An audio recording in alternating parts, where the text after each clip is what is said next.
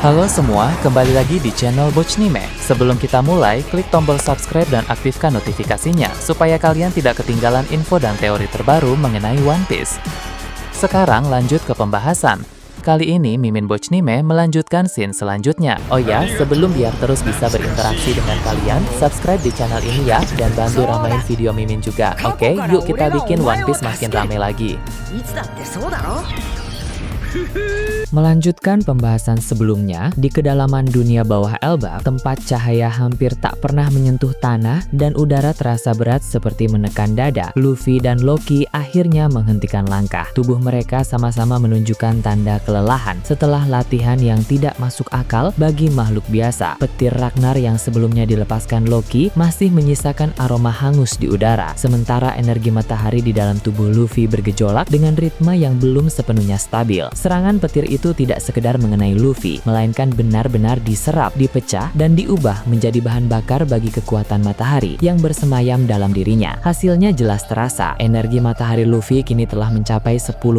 Angka itu terdengar kecil, namun bagi kekuatan yang mampu mengguncang tataran dunia, peningkatan sekecil apapun berarti lompatan besar. Meski demikian, jalan menuju 20% masih terasa seperti jurang panjang yang dipenuhi bahaya. Masalah terbesar bukan pada Luffy, melainkan pada Loki. Serangan petir Ragnar bukan teknik yang bisa dilepaskan tanpa henti. Tubuh Loki membutuhkan waktu untuk memulihkan tenaga, dan jika dipaksakan, risiko kehancuran diri sendiri menjadi sangat nyata. Oleh karena itu, jeda menjadi pilihan yang tak terhindarkan. Garp sejak awal mengamati latihan tersebut dengan ekspresi serius, menyarankan agar Luffy benar-benar beristirahat. Latihan selanjutnya tidak hanya akan menguras tenaga, tetapi juga mempertaruhkan nyawa. Kondisi prima menjadi syarat mutlak, bukan sekedar anjuran. Di tengah keheningan dunia bawah Elbaf, Loki memandang Luffy dengan sorot mata penuh rasa ingin tahu. Kekaguman terhadap sosok Dewa Matahari Nika sudah lama berakar di dalam dirinya, dan apa yang baru saja disaksikan semakin memperkuat keyakinan bahwa Luffy adalah sosok yang sangat dekat dengan legenda tersebut. Ada satu hal yang terus mengganjal pikiran Loki saat kesadaran Luffy sempat menghilang setelah menyerap petir Ragnar. Apa yang sebenarnya terjadi di dalam dirinya? Pertanyaan itu akhirnya terlontar. Jawaban yang datang justru terdengar sederhana, namun menyimpan ketidakberesan yang sulit dijelaskan. Kondisi itu terasa seperti tertidur, lalu tiba-tiba terbangun kembali dengan kendali tubuh yang utuh. Akan tetapi bagian paling aneh justru terletak pada mimpi yang muncul di sela-sela ketidaksadaran tersebut. Mimpi itu terasa panjang, jauh lebih panjang dari waktu yang sebenarnya berlalu di dunia nyata. Di dalam mimpi terdapat sebuah kerajaan yang terasa hidup seolah bukan sekedar bunga tidur. Topi jerami masih bertengger di kepala, namun tubuh terasa lebih tinggi, lebih besar, seakan raga tersebut bukanlah raga yang dikenal selama ini. Gaban yang mendengar cerita itu langsung menunjukkan perubahan sikap. Pengetahuan sejarah yang tersimpan di benaknya segera menyusun potongan-potongan yang selama ini terpisah. Gambaran kerajaan, tubuh yang lebih tinggi, serta topi jerami adalah simbol yang terlalu jelas untuk diabaikan. Semua itu mengarah pada satu kemungkinan, kerajaan kuno dan peran Joy Boy di masa lalu. Joy Boy yang tercatat dalam sejarah memang digambarkan sebagai sosok bertopi jerami dengan tubuh menjulang. Ketika Gaban meminta gambaran yang lebih lengkap, cerita tentang mimpi itu pun mengalir lebih dalam. Situasi di dalam mimpi terus berubah seakan mengikuti alur sebuah zaman. Pada awalnya kerajaan tersebut terasa damai. Tawa, kebebasan, dan harapan mengisi setiap sudutnya. Tidak ada ketakutan, tidak ada penindasan. Namun kedamaian itu tidak bertahan lama. Seiring waktu, bayangan gelap mulai menyelimuti segalanya. Pasukan dari banyak kerajaan datang menyerbu membawa kehancuran tanpa ampun. Api membakar bangunan, jeritan menggema, dan tanah yang sebelumnya subur berubah menjadi medan perang. Di tengah kekacauan itu, muncul sosok-sosok yang tidak asing. Zunisha, gajah raksasa yang telah berjalan melintasi lautan selama berabad-abad, berdiri di sana. Robot kuno Imet juga hadir. Tubuh besinya bergerak di antara reruntuhan. Yang membuat segalanya terasa semakin nyata dan mengerikan adalah panggilan yang keluar dari mereka. Sebutan kapten terucap dengan jelas, penuh keyakinan, seolah sosok di hadapan mereka memang pemimpin yang telah lama diikuti. Mendengar hal tersebut, Gaban semakin yakin bahwa mimpi itu bukan ilusi biasa. Catatan sejarah yang pernah dibacanya menyebutkan bahwa Zunisha dan Imet adalah nakama Joy Boy di masa lalu. Panggilan Panggilan itu bukan kebetulan, melainkan pengakuan. Ketika ditanya lebih jauh, keberadaan raksasa Elbaf juga terungkap. Jumlah mereka sangat banyak, memenuhi kerajaan kuno tersebut. Bahkan ada raksasa bertanduk dengan ukuran yang melampaui raksasa Elbaf pada umumnya. Sosok-sosok yang kekuatannya terasa menakutkan hanya dengan berdiri diam. Semua itu mengarah pada satu kesimpulan mengerikan. Elbaf memiliki peran besar dalam sejarah yang telah dihapus. Puncak mimpi tersebut menjadi bagian yang paling menghantui. Kerajaan kuno berada di ambang kehancuran total. Di langit, sebuah sosok terbang menatap ke bawah dengan aura yang menekan jiwa. Aura itu begitu kuat, begitu dingin, hingga rasa takut merambat tanpa bisa ditahan. Yang paling mengerikan, aura tersebut terasa identik dengan keberadaan yang saat ini menguasai dunia. Gaban ragu lagi. Sosok itu adalah pemimpin tertinggi pemerintah dunia. Pertanyaan tentang kematian Joy Boy pun mengemuka. Jawaban hampir terungkap, namun mimpi itu terputus secara tiba-tiba. Kesadaran kembali ke tubuh, meninggalkan misteri yang menggantung. Gaban menyebutnya sebagai sebuah kehilangan besar. Selama ratusan tahun, tidak ada satupun catatan yang menjelaskan bagaimana Joy Boy dikalahkan. Jika mimpi itu dapat dimasuki kembali, kebenaran yang terkubur mungkin akan muncul ke permukaan. Sementara itu, di dunia matahari Elbaf, suara benturan keras menggema tanpa henti. Pertarungan antara Sanji dan Somers telah mencapai tahap brutal. Api hitam Ifrit Jambe menyelimuti tubuh Sanji, panasnya membuat tanah di sekitarnya retak. Di sisi lain, Somers berdiri sebagai monster berduri. Seluruh tubuhnya dilapisi tanaman tajam yang membentuk zirah hidup. Walau bukan perubahan Zoan, wujud itu tetap mengerikan. Kekuatan dan pertahanan Somers melonjak drastis. Tendangan Sanji berkali-kali menghantam, namun sulit menembus lapisan berduri tersebut. Namun, Somers juga menghadapi masalah yang sama. Kecepatan Sanji berada di luar nalar. Setiap serangan Somers meleset tipis, seolah hanya menghantam bayangan. Duel ini berubah menjadi pertarungan ketahanan dan kecepatan, di mana satu kesalahan kecil bisa berujung kematian. Setelah pertarungan berlangsung cukup lama, keputusan berani diambil. Sanji mulai mengerahkan jurus baru yang telah lama dipersiapkan. Tendangan beruntun super cepat dilepaskan dari berbagai arah, menciptakan ilusi seakan tubuh Sanji berada di banyak tempat sekaligus. Serangan ini bukan sekedar uji kekuatan, melainkan penentuan. Jika pertahanan Somers berhasil ditembus, maka pertarungan akan berakhir. Jika tidak, situasi akan berubah menjadi jauh lebih berbahaya. Di medan lain, suara tebas pedang memecah udara. Zoro berhadapan langsung dengan raksasa iblis baru yang mengamuk tanpa kendali. Sebelumnya, keberadaan raksasa itu terdeteksi dari kejauhan. Tanpa ragu, Zoro meminta untuk dilempar langsung ke arah ancaman tersebut. Kini, pedang-pedangnya menari. Setiap tebas mengandung niat membunuh. Kekuatan raksasa iblis itu memang patut diakui. Namun, dalam penilaian Zoro, makhluk tersebut masih berada di bawah Dori dan Brogy dalam mode iblis. Dua raksasa itu adalah puncak ciptaan Im Sama dalam konflik Elbaf, dan keduanya telah dikalahkan. Walau efek kekuatan mereka belum sepenuhnya menghilang, untuk saat ini ancaman mereka telah ditekan. Keyakinan itu membuat Zoro semakin agresif. Namun, keadaan berubah drastis ketika dua raksasa iblis lain muncul, diikuti beberapa monster mimpi. Kepungan pun terbentuk. Para prajurit raksasa Elbaf yang berada di sekitar medan perang berniat mendekat untuk membantu. Tetapi, perintah tegas menghentikan langkah mereka. Fokus harus tetap pada musuh lain dan penyelamatan warga. Pertarungan ini tidak membutuhkan bantuan. Walau jumlah musuh bertambah, keyakinan untuk mengalahkan semuanya tetap berdiri kokoh. Keraguan sempat muncul di benak sebagian prajurit. Namun, yang lain melihat sikap sang pendekar pedang dan menyadari satu hal. Sosok itu tidak berdiri di sana dengan kesombongan, melainkan dengan keyakinan yang lahir dari kekuatan nyata. Di tengah kepungan raksasa iblis dan monster mimpi, Zoro berdiri tegak. Pedang terhunus, siap membuktikan bahwa jumlah tidak pernah menjadi penentu bagi mereka yang benar-benar kuat. Walaupun hanya seorang manusia biasa, keberadaan Zoro di medan perang terasa seperti kehadiran makhluk purba yang bangkit dari neraka. Tekanan dari tubuhnya menyebar luas, membuat udara di sekitarnya terasa berat dan sulit dihirup. Para prajurit yang semula berniat mendekat tiba-tiba berhenti. Kaki mereka gemetar tanpa sadar. Naluli bertahan hidup berteriak keras memperingatkan bahwa sosok di hadapan mereka bukan lawan yang bisa didekati dengan logika perang biasa. Zoro melangkah maju dengan tenang, lalu menarik ketiga pedangnya. Saat mode 3 pedang diaktifkan, aura mengerikan langsung meledak menyapu medan tempur seperti badai hitam. Tatapan matanya tajam, dingin dan penuh niat membunuh. Tak ada kata yang terucap, namun pesan itu jelas. Siapapun yang maju akan ditebas tanpa ampun. Para musuh pun memilih mengalihkan perhatian, menyadari bahwa mendekati Zoro saat ini sama saja dengan mencari kematian. Di tempat lain, situasi tak kalah kacau. Jinbe, Robin, Bonnie dan Lilith masih terjebak dalam pertarungan melelahkan. Satria suci itu bukan hanya kuat, tetapi juga nyaris mustahil untuk ditumbangkan dengan cara biasa. Setiap serangan yang mengenai tubuhnya selalu diikuti oleh proses regenerasi yang cepat dan mengerikan. Luka menutup, tulang pulih. 4 orang itu paham betul bahwa menyerang secara frontal hanya akan akan menguras tenaga tanpa hasil. Tanpa House Shokuhaki, mereka tidak memiliki alat untuk menekan kemampuan regenerasi tersebut. Satu-satunya pilihan adalah memisahkan dari medan tempur, melemparkannya sejauh mungkin hingga tidak bisa kembali dengan cepat. Namun rencana itu sudah terbaca. Setiap arah serangan dan setiap celah yang coba diciptakan. Saat pertarungan mencapai titik paling kacau, mulai menjalankan rencananya sendiri. Ingatannya kembali pada strategi Summers di masa lalu, sebuah metode kejam yang memanfaatkan kekacauan untuk menculik target penting. Dengan kekuatan misteriusnya, memanggil beberapa raksasa iblis dan monster mimpi buruk secara bersamaan. Tanah bergetar, udara terdistorsi dan makhluk-makhluk mengerikan itu muncul sambil mengaum, langsung melancarkan serangan brutal tanpa jeda. Situasi berubah menjadi neraka hidup. Jinbe harus menahan serangan frontal raksasa iblis. Robin dipaksa menghindari serangan beruntun. Bonnie terjebak dalam tekanan yang tak memberi ruang bernafas, dan Lilith mulai kehilangan posisi. Di tengah kekacauan itu, target paling rapuh sudah ditentukan. Lilith yang bertarung mengandalkan senjata canggih dan kecerdikan teknologi, tidak memiliki ketahanan fisik sekuat yang lain. Dalam satu gerakan cepat, menepis senjata Lilith hingga terlepas dari genggaman. Tatapan Lilith membelalak, namun belum sempat bereaksi, tubuhnya sudah dicengkram kuat. Sayap makhluk itu mengepak keras, menciptakan hembusan angin kuat, lalu terbang menjauh dari medan pertempuran dengan kecepatan luar biasa. Robin mencoba menghentikan pelarian itu dengan kekuatan buah iblisnya, berusaha meraih dan menahan pergerakan mereka. Namun serangan para monster mimpi buruk memaksa fokusnya terpecah. Setiap kali konsentrasi terbangun, serangan baru datang menghantam. Jinbe dengan kekuatan dan pengalaman tempurnya berhasil menghantam salah satu raksasa iblis hingga terpental jauh. Kesempatan singkat itu langsung dimanfaatkan. Jinbe berlari dan mengejar Garling, lalu meluncurkan serangan air jarak jauh dengan memanfaatkan awan di langit. Tombakan air melesat cepat, namun monster tunggangan Garling bergerak lincah menghindar dengan presisi sempurna. Makhluk itu bahkan terbang semakin tinggi menjauh dari jangkauan serangan. Monster tersebut bergerak seolah memiliki kecerdasan tempur tingkat tinggi. Serangan Jinbe tak lagi mampu mencapai target. Meski demikian, langkah Jinbe tidak berhenti. Napas berat, tatapan tajam, dan tekad kuat menyatu terus mengejar sambil memikirkan cara lain untuk menyelamatkan Lilith. Jauh dari lokasi itu, Pulau Hachinosu menampilkan sisi lain dari kekacauan perang besar. Secara jumlah, pasukan Blackbeard masih unggul. Keyakinan itu membuat para komandan Titan percaya bahwa selama bajak laut rambut merah tertahan di pulau tersebut, kemenangan lambat laun berpihak pada Blackbeard. Van Ogre ditunjuk untuk menjalankan misi pertama. Kekuatan teleportasinya memungkinkan penyusupan cepat dan penculikan tanpa memberi waktu reaksi. Sementara itu, Shiryu dan Katarina Devon bersiap melaksanakan rencana penghancuran Red Force. Rencana itu tampak sempurna, namun medan perang besar selalu penuh ketidakpastian. Kesalahan kecil bisa berujung kehancuran total. Di area lain, duel sengit antara Lakiru dan Dokyu terus berlangsung. Pertarungan itu penuh dengan ketegangan dan kejutan. Awalnya, Dokyu berhasil mendominasi dengan kekuatan buah iblisnya yang mengerikan. Penyakit dan wabah menyebar melalui serangan-serangannya, membuat tubuh Lakiru beberapa kali melemah secara drastis. Gejala aneh muncul silih berganti, mengganggu pernafasan, pergerakan, dan keseimbangan. Namun, Lakiru bukan petarung yang mudah tumbang. Dengan busa Shokuhaki yang kuat, energi keras mengalir ke bagian tubuh yang terdampak, menekan dan menghilangkan efek penyakit tersebut secara paksa. Perlahan, kondisi tubuh kembali stabil. Momentum pun berbalik. Lakiru mulai menekan Dokyu dengan tembakan cepat dan serangan jarak dekat yang brutal. Setiap pukulan membawa kekuatan penuh, memaksa Dokyu bertahan mati-matian. Dengan keyakinan yang semakin menguat, Lakiru memastikan bahwa seaneh apapun kekuatan buah iblis lawan, hasil akhir tidak akan berubah. Pelarian bukanlah opsi yang akan dibiarkan terjadi. Di tempat lain yang jauh dari medan tempur, balon udara milik World Economic News melayang tenang di langit. Morgens sibuk menerima laporan demi laporan dari Pulau Hachinosu. Informasi yang masuk semakin detail, semakin kompleks, dan semakin mengejutkan. Setiap potongan kabar terasa seperti bagian dari kisah besar yang akan mengguncangkan dunia. Dengan mata berbinar dan senyum licik, Morgans menyadari bahwa pertempuran ini bukan sekedar bentrokan antar bajak laut, melainkan titik balik sejarah. Ketika ditanya mengenai pihak yang akan menang, jawaban yang muncul bukan kepastian, melainkan antusiasme. Untuk saat ini, hasilnya masih sulit diprediksi. Blackbeard unggul secara jumlah, tetapi jumlah bukan penentu mutlak kemenangan. Siapapun yang keluar sebagai pemenang akan mengubah arah dunia. Jika Blackbeard menang, dukungan akan mengalir deras dan langkah menuju ambisi menguasai dunia semakin terbuka. Jika Shanks yang menang, perburuan One Piece akan memasuki fase yang jauh lebih agresif dan tak terduga. Apapun hasil akhirnya, satu hal sudah pasti. Dunia tidak akan pernah kembali sama setelah pertempuran di Pulau Hachinosu ini berakhir. Nah, bagaimana menurut kalian terkait ini? Nah, itu tadi berbagai hal menarik pada pembahasan channel Bochnime kali ini.